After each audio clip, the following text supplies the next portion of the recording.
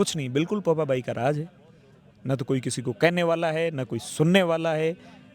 जिम्मेदारी जो शब्द है, जवाबदेही जो शब्द है, वो खत्म हो गई। अगर किसी सरकारी भर्ती में सेलेक्ट हुआ और वो जनरल या मेरिट में, जिसे अपन कहते हैं अनारक्षित श्रेणी में टॉप में सेलेक्ट हुआ है, उसे इन्होंने किस में काउंट किया, ये क्लियर करेंगे क्या? ओबीसी के आंकड़ों की जनसंख्या तो घटा दी।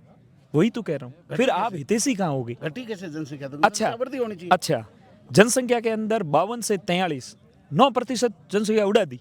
ओबीसी का आयोग राजस्थान का भारतीय सरकार से भी बड़ा तेज है।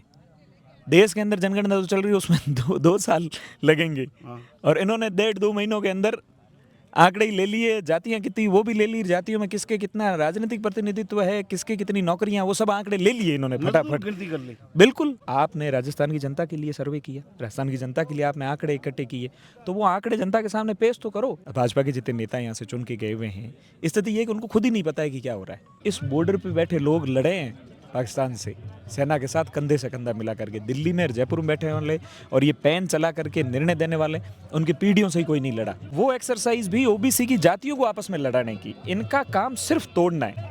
आप देख रहे हो, आपने मीडिया के माध्यम से बहुत बार सवाल भी उठाए हैं पंचायती राज को लेकर के। 2 साल से पंचायती राज की क्या स्थिति है साहब? बिल्कुल कुछ हो ही नहीं रहा है, चुनाव नहीं हुए, लेट कर दिए, इस बात पर कि हम जो है ओबीसी राजनीतिक प्रतिनिधित्व आयोग बना करके ओबीसी को जो है वो वर्गीकरण करना चाहते हैं। वो तो लॉलीपॉप साबित हुआ। बिल्कुल लॉलीपॉप साबित।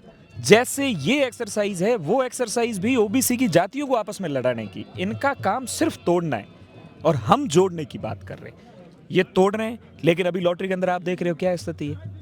मैं तो आज भी कह रहा हूं, जिला परिषद और पंचायत समिति की लॉटरियां होगी, बाड़मेर जिले की बात कर लें, इनसे कह दीजिए कि ओबीसी की जितनी होनी चाहिए सीटें उतनी ही कर दो, हम मान लेंगे कि आप ओबीसी के हितैषी हो। ये सबसे पहले ओबीसी पर ही डाका डालेंगे, इनकी सोच है नहीं दबे कुचले वर्गों के साथ। समीकरण या हमने भी समझने की कोशिश की, बिल्कुल आरक्षण को घटा दिया। बिल्कुल घटा दिया आरक्षण। 21% आरक्षण ओबीसी का राजनीति के अंदर है। हम 21% से तो ज्यादा की मांग पहले ही कर रहे थे कि भाई हमारी जनसंख्या के अनुपात में आरक्षण दो। उसके बावजूद आप 21 जो दिया हुआ है कम से कम उसे तो सुरक्षित रखो। ये एहसास दिलाओ ओबीसी की तमाम जातियों को।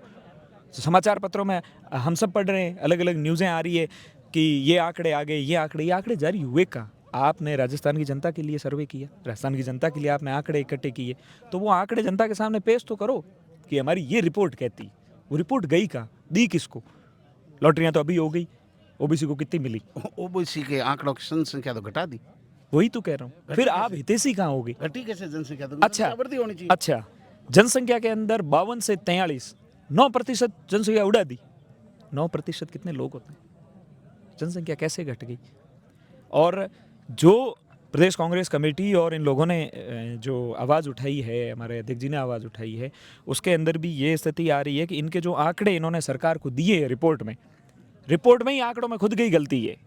आंकड़े इकट्ठे कैसे किए, सबसे बड़ा सवाल ये है, क्योंकि जो पूछ रहे थे ना, वो मतदाता सूचियों से एक बार जरूर ये पूछा गया कि भाई आप किस वर्ग में आ रहे हैं। जैसे एसआईआर हुई, ऐसे ही मतदाता सूचियों के आधार पर पूछा गया कौन सा किस वर्ग में आ रहा है। लेकिन उनके बावजूद भी ये आंकड़े जारी नहीं किए, मतदाता घटे नहीं जारी किए और जनसंख्या घट गई। न तो आंकड़े जारी किए। दूसरी बात, ओबीसी का आयोग राजस्थान का भारतीय सरकार से भी बड़ा तेज है। देश के अंदर जनगणना तो चल रही है, उसमें 2 साल लगेंगे और इन्होंने 1.5-2 महीनों के अंदर आंकड़े ही ले लिए। जातियां कितनी वो भी ले ली, जातियों में किसके कितना राजनीतिक प्रतिनिधित्व है, किसके कितनी नौकरियां, वो सब आंकड़े ले लिए इन्होंने फटाफट। गिनती कर ली। बिल्कुल। आप एक बात बताओ, किसी एक ओबीसी परिवार का बच्चा अगर किसी सरकारी भर्ती में सेलेक्ट हुआ और वो जनरल या मेरिट में, जिसे अपन कहते हैं अनारक्षित श्रेणी में टॉप में सेलेक्ट हुआ है, उसे इन्होंने किस में काउंट किया, ये क्लियर करेंगे क्या? कायदे से तो वो जिस पद के विरुद्ध चयन होता है, पद विरुद्ध गया है तो वो उस मूल में है ही नहीं, वो तो उसमें है। उसमें है भाई ओबीसी का है, उसमें सामान्य है श्रेणी में गया है, उसमें है तो वो तो सामान्य श्रेणी। और ये हमारा डाउट है और हम कहते हैं 100% इन्होंने इस तरीके की भी गलत गिनतियां करी। राजनीतिक प्रतिनिधित्व के अंदर आपने कैटेगरी के लोगों को, जब वो सामान्य श्रेणी से चुनाव जीत करके आए, तो आपने उनको कैसे काउंट किया कि स्पष्ट कर पाएंगे क्या? हमारा तो डाउट है कि आपने उनको भी कैटेगरी में काउंट किया। लेकिन आंकड़े भाई आपने जैसे भी इकट्ठे किए, आम जनता की मांग है, सार्वजनिक तो करें। आंकड़े तो सार्वजनिक करें, जनता के लिए ही तो लिए हैं, लोगों के लिए ही तो आंकड़े लिए हैं आपने, लोगों का प्रतिनिधित्व करने के लिए। लेकिन आप कुछ भी आंकड़े सार्वजनिक नहीं कर रहे हो। जो लॉटरियां चल रही है चुनाव के अंदर उसके बारे में कुछ बोल नहीं रहे हो। अच्छा, यहाँ अब विडंबना देखिए, इस क्षेत्र के सरकार के हिस्सा जो भी हैं, भाजपा के जितने नेता यहाँ से चुन के गए हुए हैं, स्थिति ये है कि उनको खुद ही नहीं पता है कि क्या हो रहा है। यहाँ जनता परेशान करती है, काम मांगती है, तो यहाँ से भाग करके जयपुर चले जाते हैं। जयपुर से थोड़े दिन वापस आते हैं, फिर लोग कपड़े फाड़ते हैं कि भाई हमारा काम करो, हमें जवाब दो, चीजें क्या चल रही ब्यूरोक्रेट्स आई हुई है, कंप्लीट क्या मामला हैवी क्या है। हो रहा है? ब्यूरोक्रेट्स हैवी है, ब्यूरोक्रेट्स भी हैवी है। असल में हो क्या रहा है राजस्थान में, ये लोगों को समझ में ही नहीं आ रहा है। कोई आदमी ये नहीं कह पा रहा है कि मेरे क्षेत्र में क्या हो रहा है, या मेरी कोई फला मांग है तो मैं किससे जाके कहूँ भी फला व्यक्ति मेरे क्षेत्र का है, वो सरकार का जनप्रतिनिधि है, या अगर यहाँ पे अधिकारीगण, संबंधित विभाग अगर मेरा कार्य सही नहीं कर रहा है तो उसकी शिकायत मैं किससे करूँ, कौन जिम्मेदार है? कुछ नहीं, बिल्कुल पोपा बाई का राज है। न तो कोई किसी को कहने वाला है, न कोई सुनने वाला है। जिम्मेदारी जो शब्द है, जवाबदेही जो शब्द है, वो खत्म हो गई। राजेंद्र जी, जी सर, पूरा आयोजन युवाओं के हाथ में है, बिल्कुल है, अच्छा जन सैलाब उमड़ रहा पहले ही दिन। बिल्कुल लोगों के अंदर उत्सुकता है। मैं बता दूं सर, इस देश के अंदर यात्राएं पहले भी हुई है, विश्व में भी हुई है। अपने भारत के इतिहास के अंदर अपन याद करते हैं दांडी यात्रा को, महात्मा बुद्ध के विचारों की यात्रा को, जब वो अपना महल छोड़ करके निकले थे। इस देश में और तमाम दुनिया में जो व्यवस्थाएं होती है, जब वो सही नहीं चलती है तो उनसे लड़ने के बहुत सारे माध्यम होते हैं, और यात्रा सबसे मजबूत माध्यम में से एक है। आज इस क्षेत्र के अंदर पीढ़ियों से, सदियों से जो लोग साथ बैठे हैं, कभी उनमें धर्म और जाति की भाव नहीं पैदा हुआ। उन भावों के खिलाफ एक नया जहर डालने के लिए, एक नई लड़ाई तैयार करने के लिए जो एक्सरसाइज यहाँ की जा रही है, ये सबको समझ में आ रही है। आप यहाँ क्या कर रहे हो, नोटिस कब दे रहे हो, किस तरीके से तोड़ रहे हो, लोगों के आप रोजगार के साधन खत्म कर रहे हो। इस दुनिया के अंदर बैठे हर इंसान की एक आध्यात्मिक जुड़ाव होता है, वो किसी भी ईश्वर अल्लाह में अपना विश्वास रखता है, भगवान में, जहाँ भी जिस व्यक्ति की अपनी आस्था होती है वो रखता है।